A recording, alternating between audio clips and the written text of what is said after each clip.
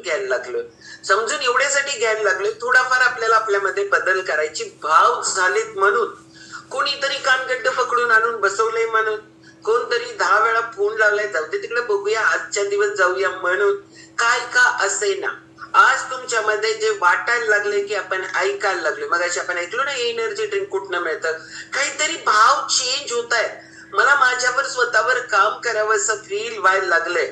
आणि या सगळ्या गोष्टींची गरज आहे.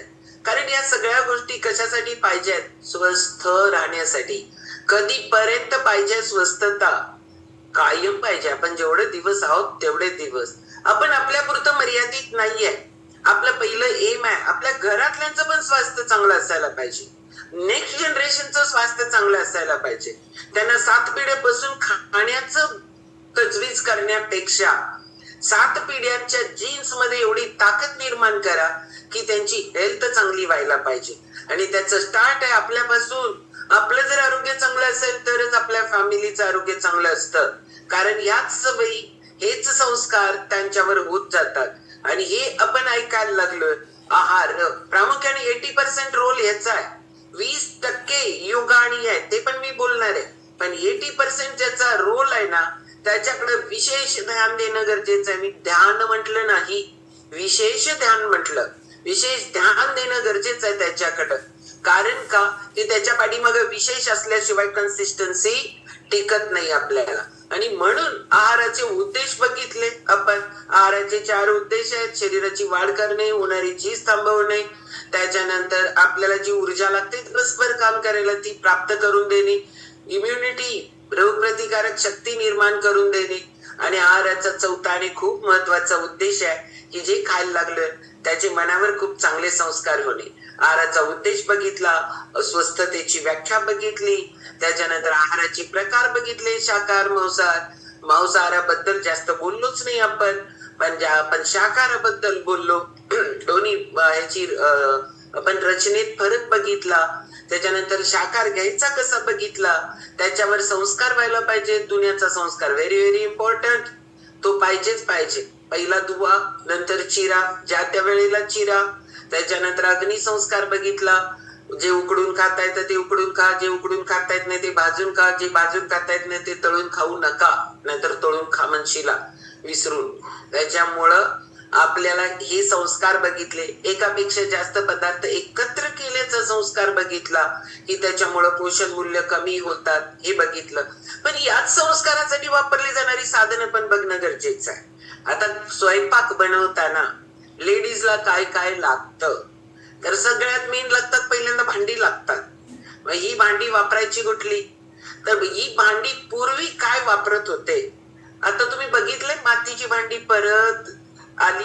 मातीची भांडी रोडवर केवढी छान छान दिसतायत. ओके, भारी भारी दिसायला लागलेत. तुम्हाला काय वाटतं, मातीची भांडी आपण एवढं राग राग करतो, एवढी चिडचिड होते आपली, आणि या ह्याच्यात आपल्या हातात ते भांडे राहील तर काय नाही. पण मातीची भांडी ही आपल्या खाण्यासाठी बनवण्यासाठी पहिलं पूर्वी बनवत होते. जुनं ते सोनं झालंय परत. आता मातीच्या भांड्यात कुठे स्वयंपाक बनवा आणि थोड्या दिवसात लिहून ठेवा, आणि थोड्या दिवसात चुलीवरचा स्वयंपाकाचे आता ऍड बघायला लागलाय. बरोबर, आता पुढे येणार आहे मातीच्या भांड्यात बनवलेला स्वयंपाक, ह्याच्या ऍड चालू होतील. आणि त्याला पण आपण जाऊच. कारण का आपल्याला ते सगळ्या गोष्टी आता लुप्त झालेत. पण ऍक्च्युली जिथं जिथं मातीचं भांड वापरतायत तिथं तिथं वापरा. तुम्हाला पाण्यासाठी वापरू शकता. बाकी तुम्हाला कुठं दही लावायचं आहे, ताक भरून ठेवायचं आहे, अंबिल केले त्याच्यात भरून ठेवल्या, काही असेल ते बर का. पण जिथं वापरता येतं तिथं वापरा. पण आजकाल मातीची भांडी वापरणं, एवढं स्वयंपाकासाठी वापरणं पॉसिबल नाहीये.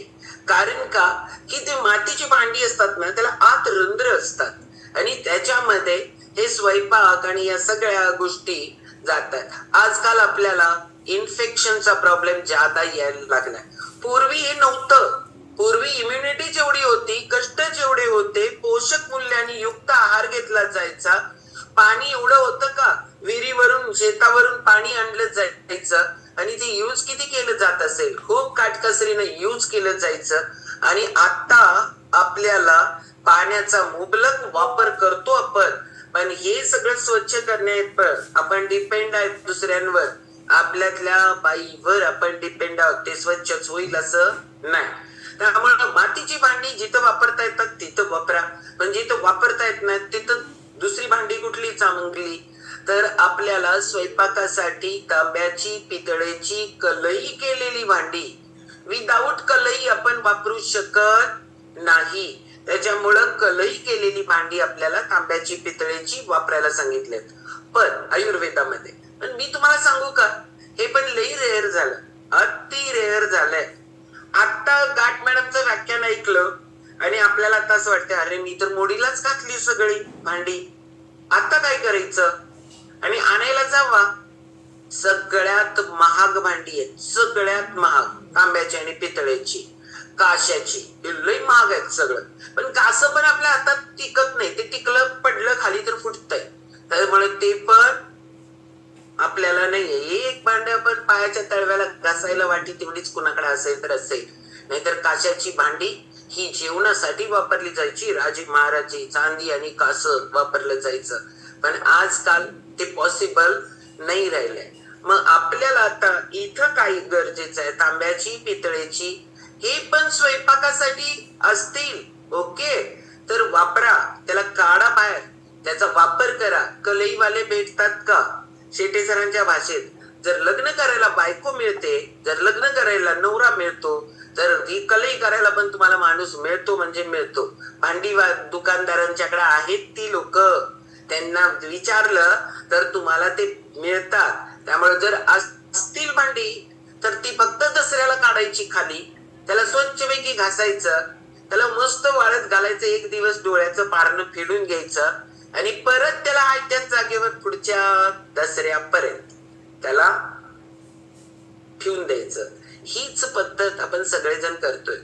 तर आपल्याकडं आता पाण्यासाठी तरी तांब्याचं, पितळेचं भांड वापरा, पाण्यासाठी वापरा आणि असतील तरच वापरा, नाहीतर आता लगेच आणायला जाऊ नका. दुसरं, आता कोटिंग केलेली भांडी आहे, अनालॉजीच आहे ती ओके, पण ज्यांचं आत कोटिंग केलेला लेअर आहे, मी तुम्हाला सांगू का, त्याला एक जरी स्क्रॅच पडला असला तरी ते परत तुमच्या स्वयंपाकामध्ये जे केमिकल आहे ते यायला लागतं. म्हणून कोटिंगची भांडी जी लोक वापरतायत त्याला एक जरी स्क्रॅच पडला, जर मी 2000ला ते भांड आणलंय आणि म्हणूनच मी त्याला वापरायला लागलो, तर तुम्हाला तेही प्रॉब्लेमॅटिक आहे, त्यामुळे ती पण वापरू नका. दुसरं, अल्युमिनियम अजिबात नको. अल्झायमर वाढलाय ना, स्मृतिभ्रंश, ह्याची कारण आहेत ती अल्युमिनियम. त्याच्यामुळं ते पण एक कारण आहे, नुसतं तीच नाहीये. त्यामुळं काढून टाका आता अल्युमिनियमची भांडी. आणि मग इथं आपल्याला लोखंडी कढया आणा, चांगल्या आहेत त्या.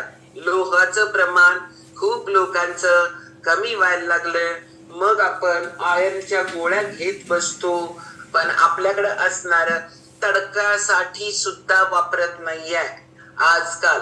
शेंगदाणे भाजायसाठी पण वापरत नाहीये लोखंडी कढया.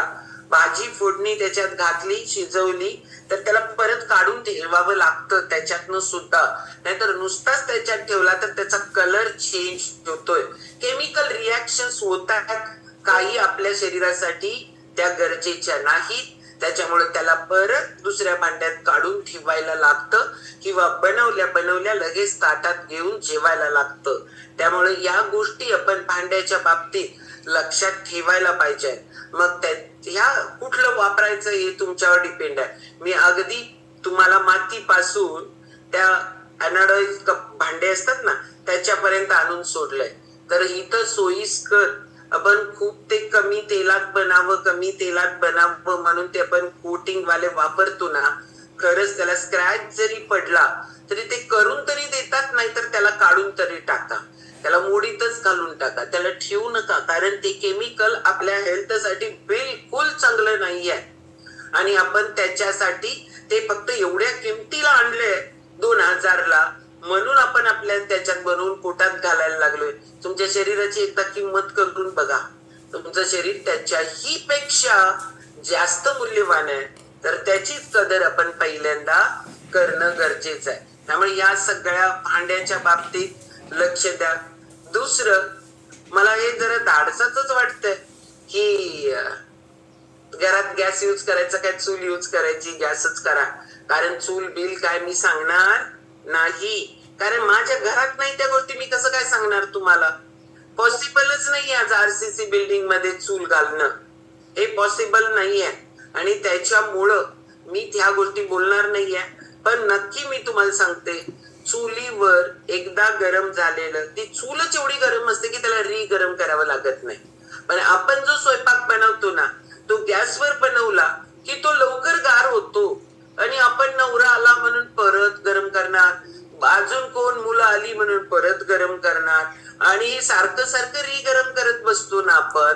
आणि त्याच्यामुळे त्यातली पोषण मूल्य कमी होतात. हे आपण त्याच्यावर काम करायला पाहिजे. सगळेजण एक तर जे टेम्परेचर असेल त्या टेम्परेचरचं यूज करायला पाहिजे. सारखं सारखं भाज्या गरम करणे, सारखं सारखं त्या आमटीला उकळवणे, त्याच्यामुळे टेस्ट मध्ये पण फरक पडतो. आपल्याला वाटतं की गरम खाल्लंय, मग गरम करलं त्याच वेळेला बसा जेवायला. म्हणजे सारखं सारखं गरम करू नका. आणि मग त्याला आता ते राईस कुकर वगैरे बघा, त्याच्यात ठेवलं की ते टेम्परेचर मेंटेन होतं बघा, की त्याच्यावर ते जाऊन बसतं. ह्याच्यावर तुम्ही शोधायचंय काय करायला लागणार आहे. पण सारखं सारखं गरम करायचं नाहीये. ह्या गोष्टी आपल्या हातात आहेत, आपल्यालाच त्याच्यावर काम करावं लागणार आहे. ओके. ह्याच्यानंतर आहे अजून साधनं वापरतो आपण. लसूण आणि याची पेस्ट करून ठेवणार का लागेल त्यावेळेला करणार. शेंगदाण्याचं कूट करून ठेवणार. पूर्वी होतं का मिक्सर? नव्हता. मग आता मिक्सर आहे. मग मिक्सर असला तर त्याचा वापर कसा करायला पाहिजे, ज्या त्या वेळेला करा. शेंगदाणे करायचे आहेत ना, एवढे टाका त्याच्यात, लगेच जेवढं पाहिजे तेवढं करून घ्या. पण खलबत्ता लय क्लास बर का. आणि वेलदोडे 4च करायचे आहेत ना, छोटा खलबत्ता ठेवा, त्याच्यात ज्या त्या वेळेला करा. वेलची पूड, सगळ्या पोळी कधी लागतात, खूप कमी लागतात, पण आपण एकदम करून ठेवतो. जे मी भाज्यांच्या बाबतीत बोलले होते, धुतल्यानंतर त्याचं कट होतात, जेवढे कट होतात तेवढं विघटन होतं. म्हणजे त्यातली पोषण मूल्य हवेच्या संपर्कात येऊन ती ऱ्हास होतात. मग आपल्याला हे रोज रोज लागणारे पदार्थ आहेत. म्हणजे लसूण, तुमचं कढीपत्ता चेचतो आपण, त्याच्यानंतर जिरे लागतात, जिरे पूड लागते, काय असेल ते, हे सगळं आहे ना ज्या त्या वेळेला व्हायला पाहिजे. पूर्वी नव्हतं त्यावेळेला काय होतं, खलबत्ताच होता ना. केवढे केवढे खलबत्ते किती असायचे, लहानपण मला आठवतंय. आणि आम्ही केले पण खलबत्त्यावर. आणि माझ्या आत्ता पण तुम्ही आला तरी माझ्या कट्ट्यावर तुम्हाला खलबत्ता भेटेल. कारण का की आपल्याला रोज लागतं, ती रोजच्या रोज करूया ना. ज्या दिवशी गडबड आहे, खरंच पळापळ आहे, कोणतरी येणार आहे, मला कुठेतरी पटकन जायचं आहे, तिथं मिक्सर यूज करा. कारण मिक्सरचा आपण गैरवापर करतोय. ते मिक्सरनं काय आपल्याला सांगितलंय, मी आलोय बाबा, तू एकदमच खोबऱ्याचं कूट कर, शेंगदाण्याचं कूट कर, लसूण पेस्ट कर आणि सगळंच ठेव, असं नाही सांगितलं. आपण त्याचा मिसयूज करायला लागलोय. मिक्सर ज्या गतीला फिरतो, त्या गतीला जी उष्णता निर्माण होते, त्या उष्णतेला त्यातली पोषण मूल्य कमी होतात. मी नेहमीच्या व्याख्यानामध्ये बोलते की शेंगदाण्याची चटणी उकळात किंवा खलबत्त्यात केलेली आणि शेंगदाण्याची चटणी ही मिक्सरला केलेली, दोन्ही मध्ये जमीन आसमानचा फरक आहे. टेस्ट मध्ये, पोषण मूल्यांमध्ये. त्याच्यामुळे ना आता शक्यच नाहीये खूप लोकांना ह्या गोष्टी होत नाहीच आहे. खलबत्ता उखळ तर नाहीच आहे, उखळ तर गेलं आता सगळं. त्यामुळे या गोष्टी नाहीये. नवीन घरात जे खरंच शौकीन आहे आणि ही संस्कृती लुप्त होऊ नये म्हणून मोठी मोठी घरं बांधलेत पण उकळ ठेवलंय. ओके. त्यामुळं आता काही नवीन असतील तर ते म्हणतील उकळ हा काय प्रकार आहे. उगीच ते लग्नात त्याचा वापर होतोय म्हणून ते माहिती आहे, की नाहीतर ते पण विसरले असते, जाता आणि उखळ. नाहीतर ते उगीच लग्नात की नाही त्या सगळ्या गोष्टीला महत्व ठेवलंय म्हणून आता यंग जनरेशनला ही माहिती आहे. नाहीतर हे सगळं जाणार आहे, त्याचा वापर सगळा, ज्या गोष्टीचा वापर होत नाही ती लुप्त होता. तसंच चाललंय हे. त्याच्यामुळं कधी पण बघा, खलबत्ता किती पण वापरा, त्या दगडाला हात लावून बघा, दगडाला हात लावून की ते गरम कधी झालंय का? नाही गरम होत. किती पण यूज करा उकळाचा, कारण त्याच्यामध्ये ते लाकडी होतं आणि पार पण होते. पण आता ह्या गोष्टी आहेत ना, ह्या सगळ्याचा पोषण मूल्यांच्या बाबतीत विचार केला तर नक्की त्यातली पोषण मूल्य कमी होतात. पण त्याचा वापर पण मर्यादित करा, अमर्यादित आणि चुकीच्या पद्धतीनं बिलकुल नको. त्याच्यानंतर मसाले. मसाले सगळे औषधी आहेत. मग औषध आपण कधी घेतो? ज्या वेळेला त्याची गरज असेल तेव्हा घेतो. सण वगैरे तुम्हाला काय वाटतंय? हे सगळे सण आहेत, हे कशासाठी आहेत? संक्रांत तुम्हाला उन्हाळ्यात काय येत नाही, संक्रांत आत्ताच काय येते. सण आत्ताच ज्यादा का आता चालू होतात. कधी विचार केला आपण? सगळं आहे ना ते तुमच्या स्वतःच्या शरीर स्वास्थ्यासाठी सगळे सण आहेत, ना की देव तुमच्यावर रुसण्यासाठी नाही केला तर. असं नाहीये. हे सगळं आहे ते हेल्थ साठी आपल्या. हे भगवान, पाप, पुण्य, उपवास, ही सगळी संकल्पना तुमच्या स्वतःच्या आरोग्यासाठी आहे. इथं सगळे सणवार आहेत, त्यावेळेला थोडस जड, त्यावेळेला डाळ, गूळ, तूप याचा वापर असणार, मसाले जादा असणार जेवण बनवलं जायचं. पूर्वी बासुंदी मला तर काय माझ्या लहानपणी आठवत नाही. नेहमी खीर किंवा पोळी आणि वेगवेगळे बाकीचे गट, ह्याच्याशिवाय काही नव्हतं. आता किती मेनू आलेत. आमच्या पण रेसिपीच्या वर्गावर तुम्हाला लई मेनू भेटतात बरं का. त्यामुळे एवढं सगळ्या गोष्टी आता आले. 12 महिने लाडू आहेत घरात, सगळ्यांच्या घरात या सगळ्या गोष्टी. ह्याचं काहीच कौतुक राहिलं नाही. 26 जानेवारी प्रत्येकांच्याकडे काय बनतं ते खाण्याचं किती कौतुक होतं. जिलेबीचं 26 जानेवारी आली, 15 ऑगस्ट आलं की आपल्याला त्या जिलेबीचं लई कौतुक होतं. आता जिलेबी तुम्हाला 12 महिने मिळते. त्यामुळे कुठल्याही गोष्टीचा आनंद संपलाय. खाणं जे आहे ना, ते आपल्याला प्रत्येक गोष्ट खाताना जो आनंद पाहिजे तो आनंद खाण्यातला भेटणं झालाय, कारण ते सहज उपलब्ध. दिवाळीतला फराळ आनंद संपला. दिवाळीच्या फराळाचा पण, दिवाळीचा फराळ पूर्वी घरात किती कौतुकानं बनलं जायचं, ते आता सगळं कमी झालं. एवढे सण थंडीतच काय सगळे. दसरा हिवाळ्याच्या म्हणजे तोंडावरच यायला लागतो. त्याच्यानंतर हे संक्रांतीपर्यंत आपले जादा सण सगळे संपत येतात. तिथनं पुढं बघा 2-3 सणच आहेत, नाहीतर नाहीये. हे एवढे आत्ताच काय, कारण ही तर स्वतःच्या शरीराला गरज आहे. हे मसालेदार पदार्थ ही तर गरजेचे आहे. म्हणून ती संकल्पना आहे की सण जे आहेत ना, ते त्याच्यासाठी सेलिब्रेशन साठी नाही आहे, तर ते सण तुमच्या बॉडीच्या त्याला ज्या गरजा आहेत ना त्या कम्प्लीट करण्यासाठी आहे. म्हणून आपल्याला हे ज्या वेळेला जे केले त्याच वेळेला खा. आता काय झालंय, तर मसाले आता रेग्युलर आपण वापरायला लागलोय. ज्याला औषधा समान आपण वापर करायचा आहे, तो औषधाप्रमाणे वापर आपला काय झाला आता बंद झाला. रेग्युलरच वापरायला लागलो. ह्या मसाल्यांमध्ये जो दाह निर्माण होतो, त्याच्यावर जे जिभेवर जे स्वादांकुर आहेत, ह्या स्वादांकुरातून लाळेचं पाझरणं होतं. ह्या लाळेमध्ये टायलिन असतं. पिष्टमय पदार्थाचं पचन हे तोंडातून चालू होतं. तुम्ही जेवढं 32 वेळा चावाल त्यावेळेला त्याच्यात लाळ पाझरते, लाळ मिक्स होते आणि त्याच्यामुळं ते जेवण चांगलं पचतं. पण आपण आता इतकी घाई गडबडीत ते चावतो कमी आणि त्याच्यानंतर त्याला ढकलतो, आत बनव पेस्ट बाबा तुझं तू जठरातच. पण आपण किती गाफील राहायला लागलोय. आता जेवढे निदान दात आहेत तेवढे तरी वेळा चावा. 32 दात नसतील आता, ओके, किती आहेत तेवढे मोजा आज, आणि तेवढं वेळा तरी चावा. तेवढी लाळ त्याच्यात पाझरते. पण सारखं जर दाह निर्माण करणारे पदार्थ खायला लागलो, हे मसाले वापरायला लागलो, तर आपल्याला आपलं हे लाळेचं पाझरणं कमी झालंय, पिष्टमय पदार्थाचंच पचन होईना झालंय. आणि मग बाकीचं नंतर ज्या गोष्टी बोलणार आहे मी, कार्ब्स, प्रोटीन, फॅट, ते सगळं ते पुढचा विषय लई वेगळा आहे. मग आपल्याला इथंच हे पचना झालंय, म्हणून आपण मसाल्याचा वापर हा कमी पाहिजे.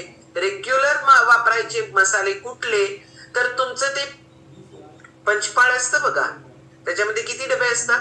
7 डबे असतात. ह्या 7 डब्यात जे जे असतं, हिंग पावडर, हळद, मोहरी, जिरे, तीळ आणि धने, हेच फक्त यूज करायचे डेली मध्ये.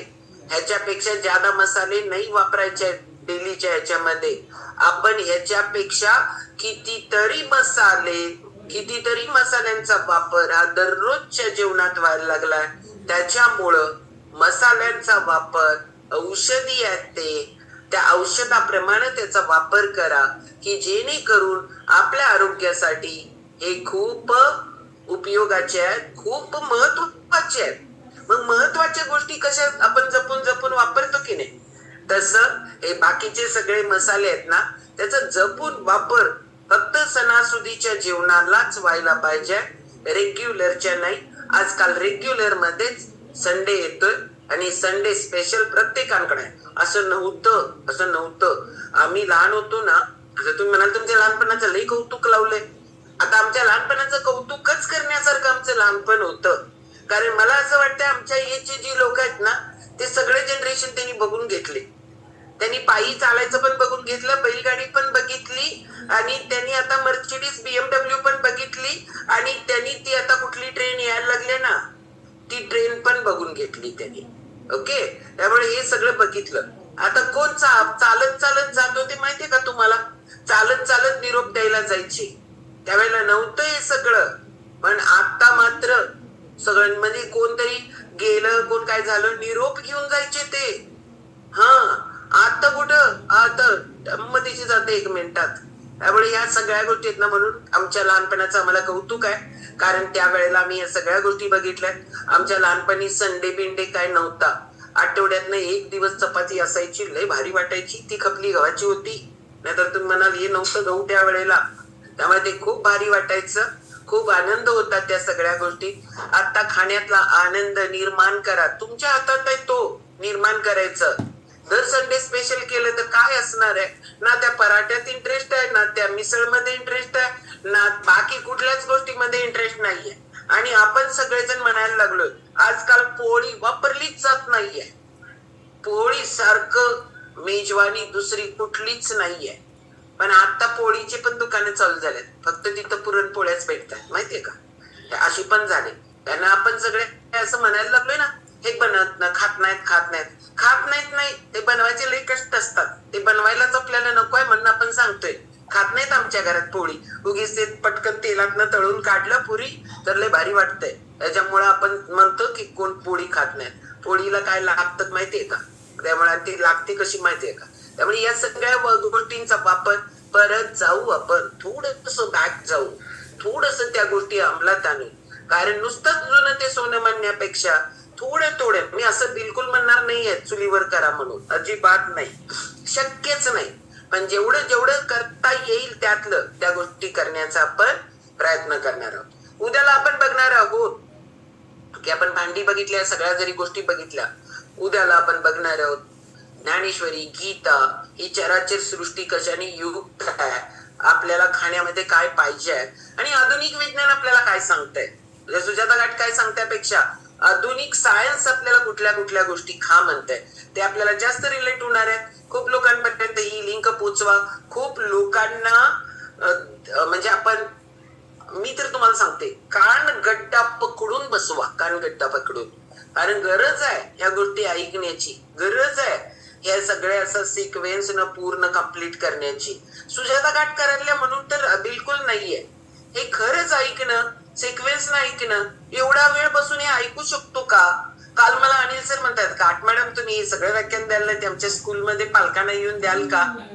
ऑलवेज, म्हणजे आम्ही रेडीच असतो, कुठे लोक असतील त्यांना सांगायला. आणि मला असं वाटतंय कुठेही प्रवास खर्च काही घेत नाही मी, आणि मला स्वतःला वाटतंय आज ऐकून कोण अर्धा लिटर पाणी पिलं तरी लई झालं. आणि हे पोहोचवणं गरजेचं आहे. मी एवढं रोज डेली एवढ्या आत न सांगते ना की द्या लिंक याच्या पाठी एकच उद्देश, मी हेच काम करते आणि मला ते लई छान वाटतंय. म्हणजे कोण ऐकलं नाही तरी मला वाटतंय ऐकलं नाही, ओके त्याची अजून वेळ यायचा चल तरी पण त्याची वेळ बदलायला मी मदतच करणार, असं म्हणून म्हणून तर का होईना सांगतच राहा. त्याच लोकांना सारखं सारखं सांगा. रोज 10 लोक नवीन